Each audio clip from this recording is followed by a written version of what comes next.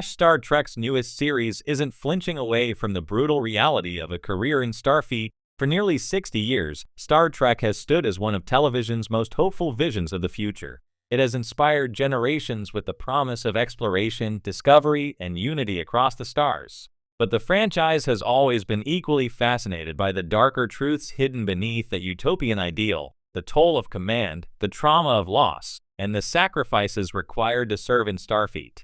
And now, Star Trek's newest series takes the fascination to its most unflinching level yet.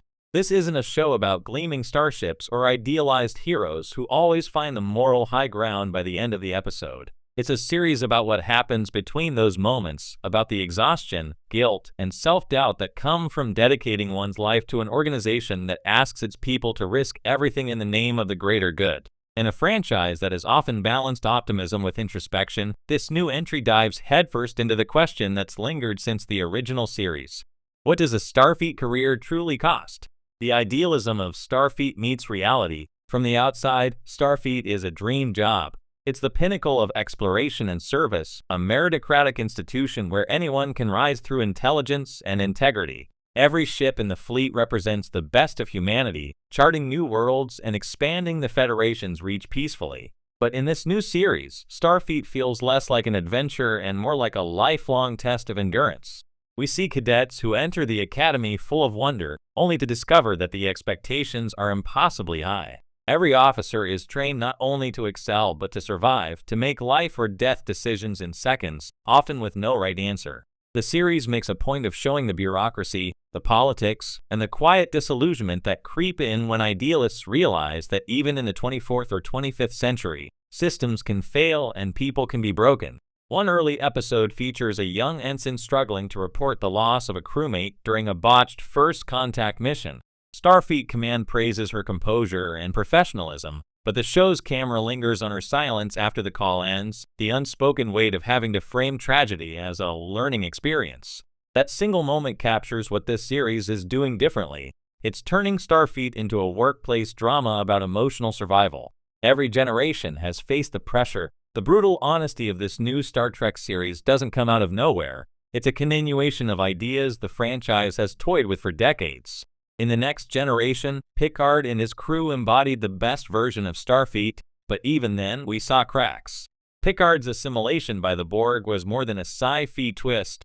It was a psychological wound that haunted him for years, resurfacing decades later in Star Trek: Picard. Deep Space Nine pushed further, questioning whether Starfleet's ideals could survive in wartime. Sisko compromised morality for victory. Section 31 blurred ethics in the name of security. Even Voyager, despite its lighter tone, explored burnout and command fatigue through Janeway's isolation.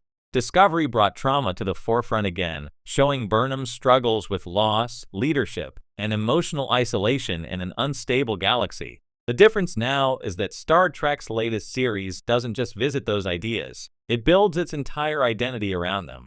There's no reset button, no convenient return to status quo. Every choice has a consequence, and every crew member bears the scars of their service. The optimism is still there, but it's earned through pain, not given by default. The unseen emotional labor of exploration. Starfleet officers are explorers, diplomats, scientists, but they're also people constantly confronting trauma. This series doesn't shy away from showing the emotional labor that comes with that responsibility. Characters are given therapy sessions as part of their duty rotation. Commanders file not only mission reports, but mental health evaluations.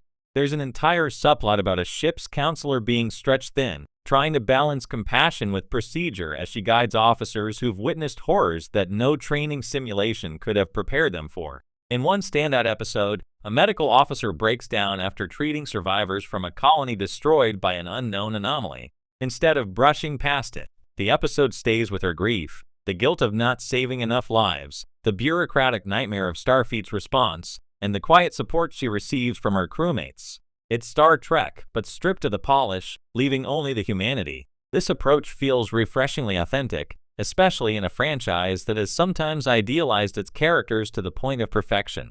The new series recognizes that optimism isn't the absence of pain, it's the act of moving forward despite it. Starfleet as a mirror of modern burnout. What makes the series especially timely is how its portrayal of Starfleet mirrors modern work culture. The Federation may be a utopia, but even in paradise, people can burn out. There's a subtle critique of the culture of overachievement and emotional repression that defines many real-world careers. The show's officers constantly push themselves to meet impossible standards. They're expected to be explorers, tacticians, scientists, and moral philosophers all at once. When they falter, the guilt is immense. The series uses this to explore themes of identity, what happens when someone's entire sense of self is tied to duty, and that duty fails them. A standout storyline follows a first officer who has been passed over for promotion repeatedly. Her record is spotless, her service exemplary, but the unspoken politics of command mean she's not the right fit. Instead of turning bitter, she questions whether her entire life has been lived in pursuit of validation that was never coming. That kind of raw introspection is rare for Star Trek, which usually celebrates ambition without showing how corrosive it can become. The show also dives into the way Starfleet's hierarchical structure can isolate people. Captains must maintain composure even when they're falling apart inside. Junior officers fear being perceived as weak if they ask for help. It's a cycle of silence that feels uncomfortably real and incredibly relevant to a modern audience navigating burnout, perfectionism, and the pressure to keep it together. The Federation isn't the enemy, but it's not perfect either. A bold move by this new Star Trek series is that it doesn't portray the Federation or Starfleet as corrupt, just flawed in deeply human ways. Bureaucracy slows down progress. Politics interfere with compassion. Idealism can become a mask for denial. Instead of villainizing the institution, the show humanizes it. Admirals aren't monsters, they're exhausted leaders trying to balance moral purity with political reality. A recurring character, a Starfleet commander overseeing multiple ships, becomes a fascinating study in compromise. He believes in the Federation's ideals, but recognizes that the ideal and the practical don't always warp at the same speed. This nuanced approach allows Star Trek to stay true to its moral compass while still confronting uncomfortable truths. It doesn't betray the franchise's optimism, it expands it, showing that belief in the Federation means believing it can improve, not pretending it's perfect. The price of hope. Perhaps the most powerful theme of all is the cost of holding on to hope. Every episode of the new series reinforces that optimism isn't naive, it's courageous.